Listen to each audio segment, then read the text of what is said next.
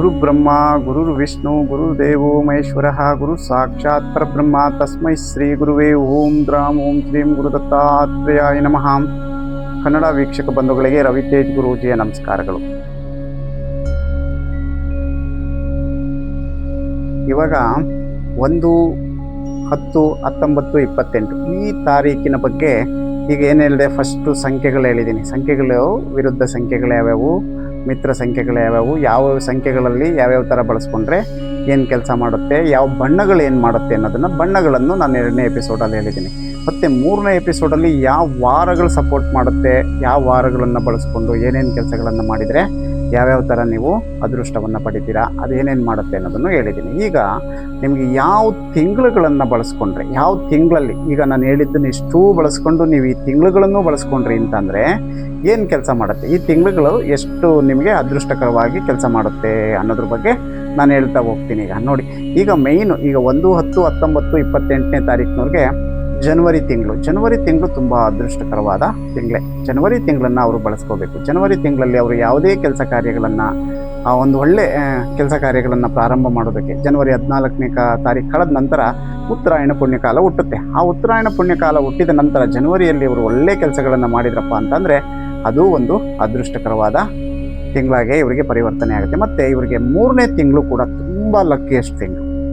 3ನೇ ತಿಂಗಳು ಲಕ್ಕಿಯೆಸ್ಟ್ ತಿಂಗಳು. 3ನೇ ತಿಂಗಳುಗಳಲ್ಲಿ ಇವರು ತುಂಬ ಒಳ್ಳೊಳ್ಳೆ ಕೆಲಸ ಕಾರ್ಯಗಳನ್ನು, ಅದರಲ್ಲೂ ಈ 3ನೇ ತಿಂಗಳಲ್ಲಿ ನಾನು ಹೇಳಿರೋ ಸಂಖ್ಯೆಗಳನ್ನು ಮತ್ತು ನಾನು ಹೇಳಿರೋ ಬಣ್ಣಗಳನ್ನು, ನಾನು ಹೇಳಿರೋ ವಾರಗಳನ್ನು ಬಳಸ್ಕೊಂಡು ಕೆಲಸ ಮಾಡಿದ್ದೆ ಆದರೆ ಈ ತಿಂಗಳುಗಳನ್ನು ಬಳಸ್ಕೊಂಡ್ರೆ ತುಂಬ ಒಂದು ಅದೃಷ್ಟಕರವಾದ ದಿನಗಳನ್ನು ಇವರು ನೋಡ್ಬೋದು. ಮತ್ತು ಆ 3ನೇ ತಿಂಗಳಾದಮೇಲೆ 4ನೇ ತಿಂಗಳು ಇವರಿಗೆ 50-50. 4ನೇ ತಿಂಗಳು ಮಧ್ಯಮ, ಅಷ್ಟೊಂದು ಕೆಲಸ ಮಾಡಲ್ಲ.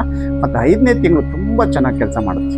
5ನೇ ತಿಂಗಳಲ್ಲಿ ಈ 1ನೇ ತಾರೀಕಿನವರು, 10ನೇ ತಾರೀಕಿನವರು, 19ನೇ ತಾರೀಕಿನವರು, ತುಂಬ 28ನೇ ತಾರೀಕಿನವರು ಇವರು ತುಂಬ ಒಳ್ಳೆಯ ದಿನಗಳನ್ನು, ಒಳ್ಳೆಯ ಕೆಲಸ ಕಾರ್ಯಗಳನ್ನು ಮಾಡ್ಕೋಬೋದು. ಅದರಿಂದ ಇವರಿಗೆ ಒಂದಷ್ಟು ಅನುಕೂಲಕರವಾಗಿರ್ತಕ್ಕಂಥದ್ದನ್ನು ನೋಡ್ಬೋದು.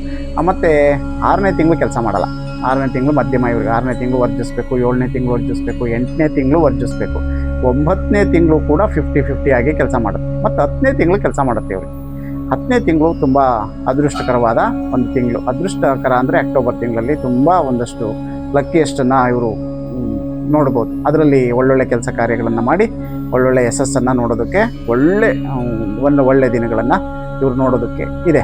ಅದನ್ನು ಚೆನ್ನಾಗಿ ಬಳಸ್ಕೋಬೋದು. ಮತ್ತು 12ನೇ ತಿಂಗಳು ಕೂಡ ಇವ್ರಿಗೆ ಚೆನ್ನಾಗಿದೆ. 12ನೇ ತಿಂಗಳು ದೈವ ಕಾರ್ಯಗಳನ್ನು ಮಾಡೋದಕ್ಕೆ, ದೈವಾರಾಧನೆಗಳನ್ನು ಮಾಡೋದಕ್ಕೆ, ಒಳ್ಳೊಳ್ಳೆ ಪುಣ್ಯ ಕೆಲಸಗಳನ್ನು ಮಾಡೋದಕ್ಕೆ. ಈ 1ನೇ ತಾರೀಕಿನವರು ಪುಣ್ಯ ಕೆಲಸಗಳನ್ನು ಮಾಡಿದ್ದೆ ಆದರೆ ಇಂಥ ತಿಂಗಳುಗಳಲ್ಲಿ ಪುಣ್ಯ ಕೆಲಸಗಳನ್ನು ಮಾಡಿದರೆ ತುಂಬ ಒಂದು ಒಳ್ಳೆ ಮುಂದಿನ ದಿನಮಾನಗಳು, ಒಂದು ವರ್ಷದಲ್ಲಿ ಇವರು ಇಂಥ ದಿನಗಳನ್ನು ಬಳಸ್ಕೊಂಡು ಯಾವ್ಯಾವುದಾದ್ರು ದೈವ ಕಾರ್ಯಗಳನ್ನು ಇಂಥದ್ದೆಲ್ಲ ಮಾಡಿದ್ದೆ ಆದರೆ ತುಂಬ ಒಳ್ಳೆ ಅದೃಷ್ಟದ ದಿನಗಳನ್ನು ಮುಂದೆ ನೋಡ್ಬೋದು ಇವರು.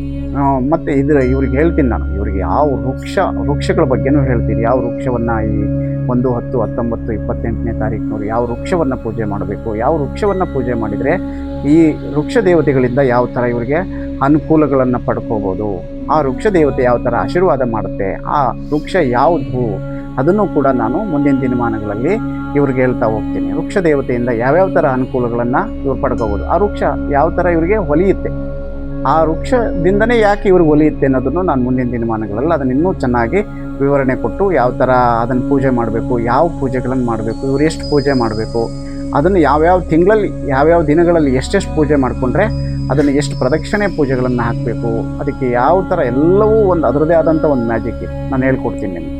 ಅದನ್ನು ಕೂಡ ನೀವು ಮುಂದಿನ ದಿನಗಳಲ್ಲಿ ನೋಡ್ತಾ ಹೋಗಿ ಅಂತ ಹೇಳ್ತಾ ನಾನು ಅದನ್ನು ಮಾಡ್ತೀನಿ. ಈಗ ಅದನ್ನು ನೋಡಿ, ನೀವು ನೋಡಬೇಕು. ನೀವು ಮುಂದಿನ ವೀಡಿಯೋಗಳನ್ನು ನೋಡಿ ನೀವು ಕಮೆಂಟಲ್ಲಿ ಹೆಂಗೆ ತಿಳಿಸ್ತಿರೋ, ಈಗ ಎಲ್ಲ ನೀವು ವಿಚಾರಗಳನ್ನು ನನಗೆ ಕಮೆಂಟಲ್ಲಿ ಯಾವ್ಯಾವ ಥರ ತಿಳಿಸ್ತಾ ಹೋಗ್ತಿರೋ ಅಷ್ಟು ನನಗೆ ಶಕ್ತಿ ಸಾಮರ್ಥ್ಯ ಬರುತ್ತೆ. ನಾನು ಇನ್ನೂ ನಿಮ್ಗೆ ಒಳ್ಳೊಳ್ಳೆ ವೀಡಿಯೋನ ಕೊಡಬೇಕು, ಇದರಲ್ಲಿ ಇವ್ರಿಗೆ ಇಂಥ ವಿಚಾರಗಳನ್ನು ತಿಳಿಸ್ಬೇಕು, ಇವರು ವಿಚಾರಕ್ಕೋಸ್ಕರವಾಗಿ ನನ್ನನ್ನು ನೋಡ್ತಿದ್ದಾರೆ ಅನ್ನೋವಂಥ ಒಂದು ವಿಶ್ವಾಸ ನನಗೂ ಬರಬೇಕು. ನೀವು ಆ ಥರ ಒಂದು ಕಮೆಂಟಲ್ಲಿ ವಿಚಾರಗಳನ್ನು ತಿಳಿಸಿ, ಲೈವಲ್ಲಿ ಮಾತಾಡಿ, ಏನೇ ಇದ್ದರೂ ತಿಳಿಸಿ, ನಾನು ಖಂಡಿತವಾಗಿ ನಿಮಗೆ ಅದ್ರ ಬಗ್ಗೆ ಒಂದು ಒಳ್ಳೆಯ ವಿಚಾರಗಳನ್ನು ತಿಳಿಸುವಂಥ ಪ್ರಯತ್ನ ಮಾಡ್ತೀನಿ. ಮತ್ತು ಇದನ್ನು ನಾನಿನ್ನೂ ಈಗ ಏನು ಹೇಳಿದ್ದೀನಿ ನಿಮಗೆ, ಫಸ್ಟು ಸಂಖ್ಯೆಗಳ ಬಗ್ಗೆ ಹೇಳಿದೆ, ಆಮೇಲೆ ಬಣ್ಣಗಳ ಬಗ್ಗೆ ಹೇಳಿದೆ, ಆಮೇಲೆ ವಾರಗಳ ಬಗ್ಗೆ ಹೇಳಿದ್ದೀನಿ, ಆಮೇಲೆ ತಿಂಗಳುಗಳ ಬಗ್ಗೆ ಹೇಳಿದ್ದೀನಿ. ಈಗ ನೆಕ್ಸ್ಟು ನಿಮಗೆ ಯಾವ ವೃಕ್ಷ ದೇವತೆಗಳು ಇದನ್ನಿಂದ ಇದು ಮುಗಿದ ಮೇಲೆ, ಈ ತಿಂಗಳು ಮುಗಿದ ಮೇಲೆ ವೃಕ್ಷ ದೇವತೆಗಳು ಮತ್ತು ನಕ್ಷತ್ರ ದೇವತೆಗಳು ಯಾವ ಥರ ನಿಮಗೆ ಕೆಲಸ ಮಾಡುತ್ತೆ ಅನ್ನೋದನ್ನು ನಾನು ಮುಂದಿನ ದಿನಮಾನಗಳಲ್ಲಿ ತಿಳಿಸ್ಕೊಡ್ತೀನಿ. ಇದನ್ನು ನೋಡಿ ನೀವು ಮುಂದಿನ ವಿಡಿಯೋ ನೋಡಿ ನನಗೆ ಎಲ್ಲ ವಿಚಾರಗಳನ್ನು ರಿಯಾಕ್ಟ್ ಮಾಡಿ ಅಂತ ನಾನು ಕೇಳ್ಕೊತ, ಏನೇ ಇದ್ರೂ ನೀವು ಕಮೆಂಟ್ ಬಾಕ್ಸಲ್ಲಿ ಹಾಕಿ, ಯಾವುದೇ ವಿಚಾರ ಇದ್ರೂ. ಇದನ್ನು ಮುಗಿಸ್ತೀನಿ ನಾನು, ಈ ವಿಡಿಯೋನ ಇಲ್ಲಿ ಕಂಪ್ಲೀಟ್ ಮಾಡ್ತಿದ್ದೀನಿ. ಮುಂದಿನ ವಿಡಿಯೋ ನೋಡಿ ಅಂತ ಹೇಳ್ತೀವಿ. ಓಂ ಗುರುಭ್ಯೋ ನಮಃ.